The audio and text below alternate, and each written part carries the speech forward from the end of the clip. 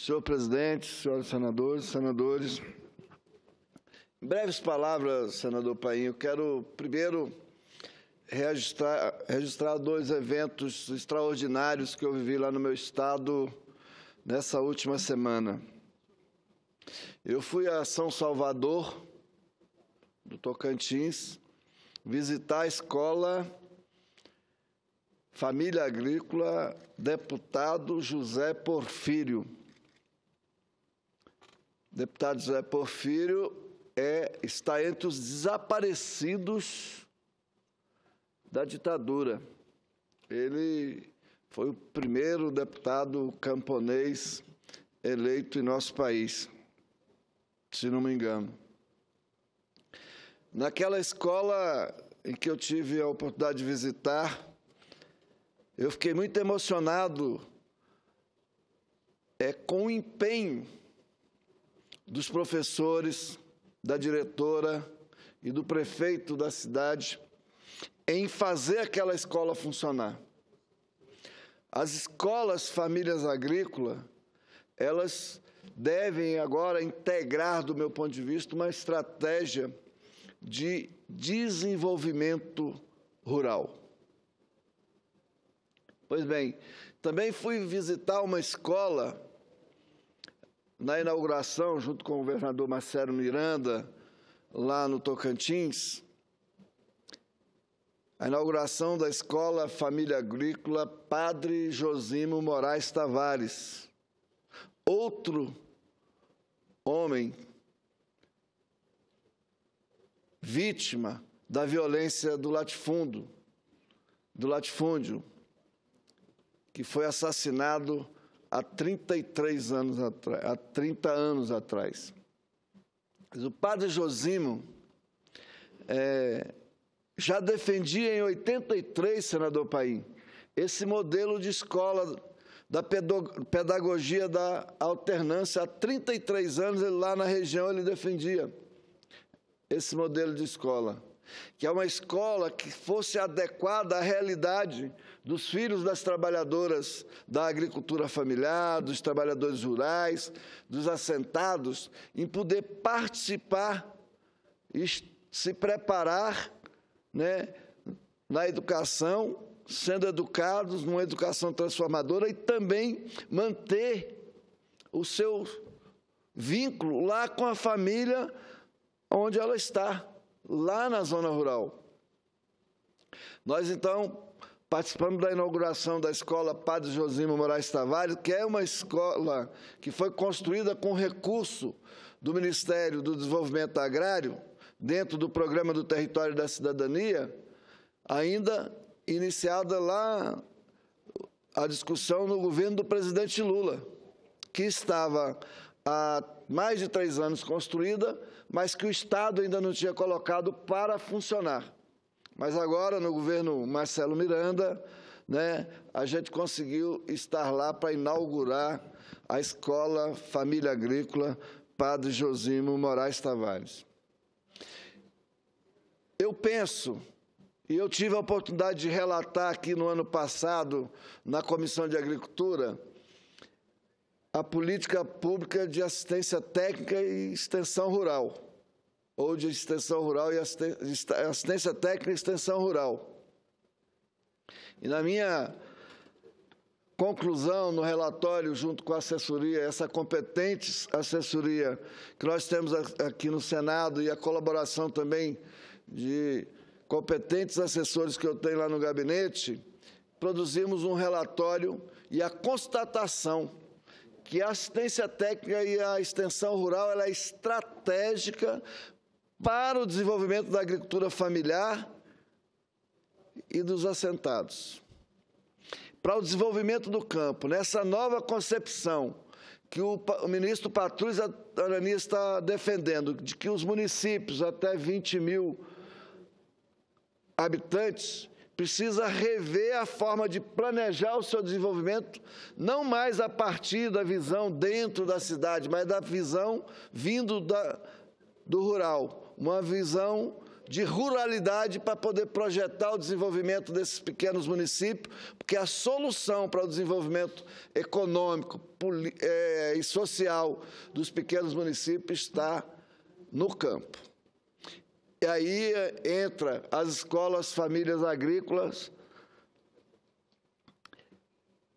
como parte dessa estratégia, porque nós estaremos formando jovens, homens e mulheres, com a visão empreendedora de que pode desenvolver e ascender econômica e socialmente a partir da terra onde estão seus pais, e promovendo assim o desenvolvimento econômico e social a partir do campo, fazendo inclusive crescer as cidades. Então, quero fazer esse registro da importância que eu vejo das escolas famílias agrícolas que estão no meu estado nesse processo, sendo integrado ao desenvolvimento das famílias do campo. E não poderia, naturalmente, deixar de reafirmar aqui que a escola deputado José Porfírio, que foi vítima da ditadura, que está desaparecido, não se sabe o que é. Sabe-se que ele desapareceu, mas não sabe onde encontra seus restos mortais, como ele foi suprimido do seu meio de convivência pela ditadura militar. E do padre Josimo Moraes Tavares, que foi assassinado pelas mãos do latifúndio, com recursos articulados à época pela famigerada UDR, que naquele tempo articulava o meio de combater as ocupações.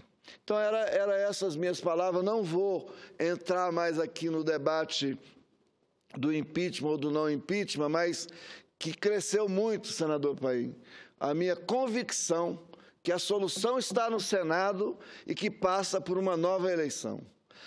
Tem o problema da constitucionalidade, nós temos que superar isso. Nós temos que ter a grandeza de, num acordo com o Judiciário, num acordo com o Executivo, num acordo com o Parlamento, superar isso. Porque não é o impeachment, do meu ponto de vista, que resolve. E tenho muita preocupação, inclusive, que a nossa permanência no governo também não vai resolver, porque está muito dividido e o conflito não vai permitir uma solução.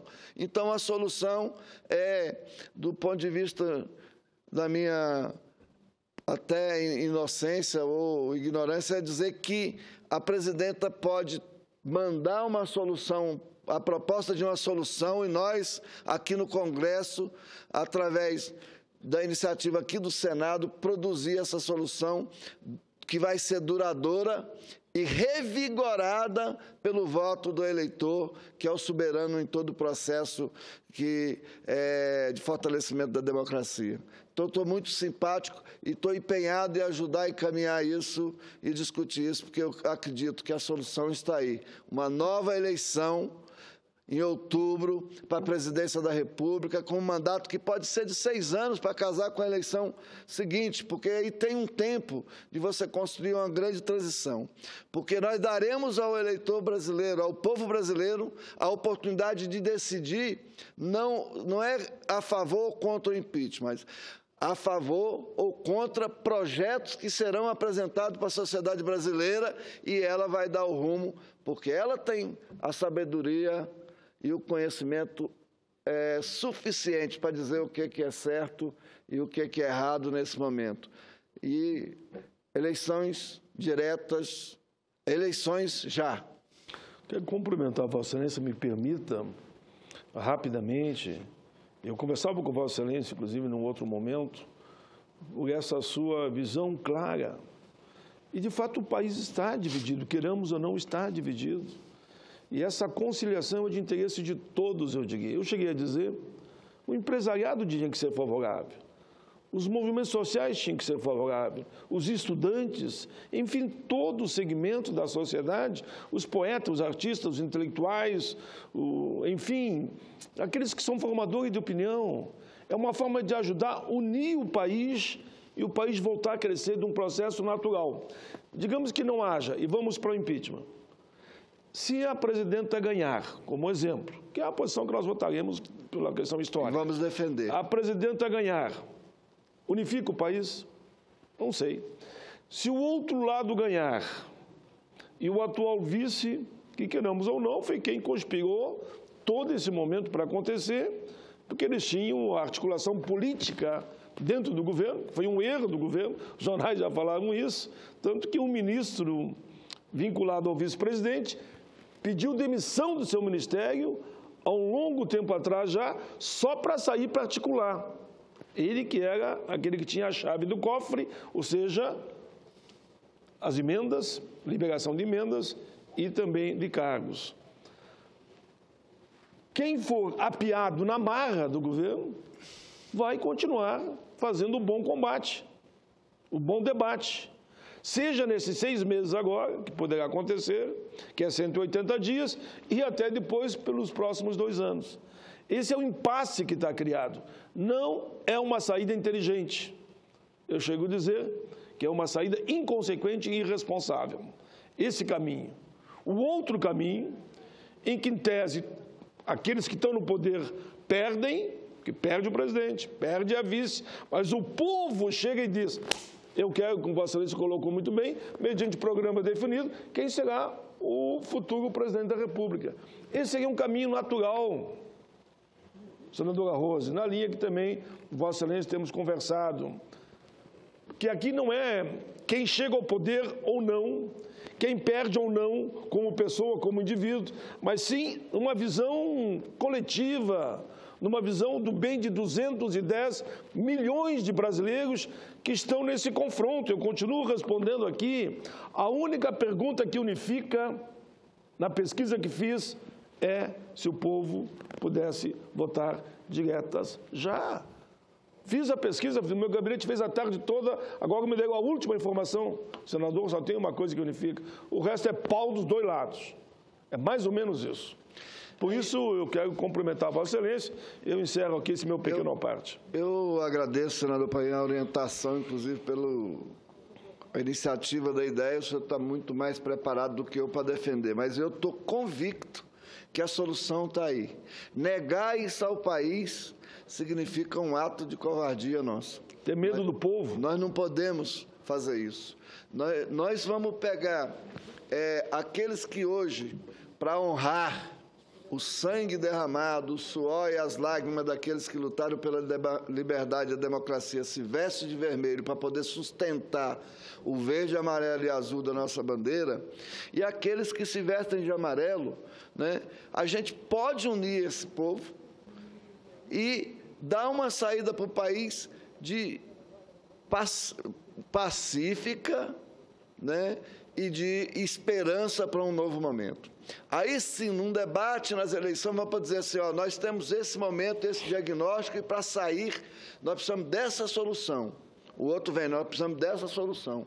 O povo vota, decide qual a solução e nós vamos todos encaminhar junto em respeito à democracia. A única maneira hoje de nós pacificarmos o país e de não estruparmos a Constituição brasileira é nós termos a grandeza de discutir uma nova eleição em outubro para a presidência da República. Obrigado, senador. Deixa eu só terminar com uma palavra que é sua.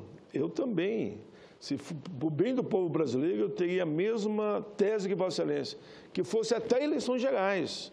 Se isso é que vai unir a nossa pátria, nosso querido país, por que nós não podemos abrir mão dos mandatos? Lógico. Podemos abrir mão dos mandatos e vamos para as eleições gerais, de deputado, senador, presidente e vice. Mas sabemos que essa tese, nós já conversamos, não cola. Como não cola, pelo menos vamos resolver o impasse da presidência da República. Tenho certeza que Vossa Excelência, Rosa, se fosse convidado e dito, olha, para sair desse impasse, vocês teriam que abrir mão do mandato de vocês e vão ter que ir às urnas de novo. Mas resolve, unifica o Brasil, com certeza. Nós todos em tempo de guerra demos a vida pela pátria. Por que não podemos disputar uma outra eleição? Essa grandeza que está faltando para os homens públicos, no meu entendimento, hoje no nosso país. Então, meu boa noite aos ouvintes da Rádio Senado e aos telespectadores da TV Senado. Nós acreditamos muito que cada brasileiro e cada brasileira, senador Paim, que nos ouve e nos assiste, pode contribuir para essa solução, ligando para os seus senadores, ligando para os seus deputados, né, mandando mensagem para a presidenta, para o governo, de que nós precisamos encontrar uma saída pacífica para o país. E eu estou cada hora, cada minuto mais convicto de que é a eleição para presidente em 2 de outubro, junto com as eleições de prefeito e vereadores. Obrigado.